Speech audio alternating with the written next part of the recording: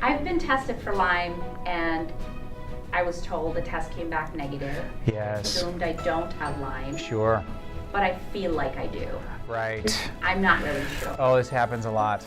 So this is a kind of a different argument in how the testing criteria is interpreted. So standard CDC criteria is they run what's called an ELISA test, and then if that's positive, they do a blot test, either a Western blot or an immunoblot. And then on the blot test, it's matching bands. I tell people the coolest part about this is they glow kind of neon, which for a nerdy scientist in college was like, ooh, we're in a lab and something glows. So this is kind of a fun test to run, because I literally remember running these things in college. But you're trying to match, 5 out of 10 have to match for you to get diagnosed with Lyme.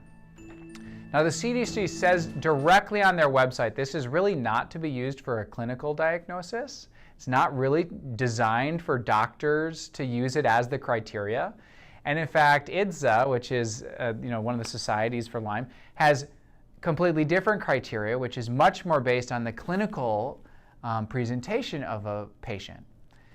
So between the CDC and IDSA, we have actually pretty different criteria, published criteria on exactly how to diagnose Lyme. So welcome to some of the controversy in between some of the biggest organizations here. But most people will follow CDC criteria. And there are some big problems with this. This is really set up for epidemiological surveying, not for the clinical diagnosis. It's set way on the side for if it's positive, it's absolutely positive, but we're going to have a ton of false negatives. We are not going to have almost any false positives on the CDC criteria. We're going to have a ton of false negatives. So we have a lot of patients who go, yeah, I got tested and they said it was negative. Now, what we do is a couple things, and I really like what Dr. Richard Horowitz says. He's got some great Lyme published books and published materials, is if I just run the blot. I don't like to do the first test and the second test. I like to just run the blot. And there are some bands that I say are very promiscuous. So for example, band 41 will test positive a lot, okay?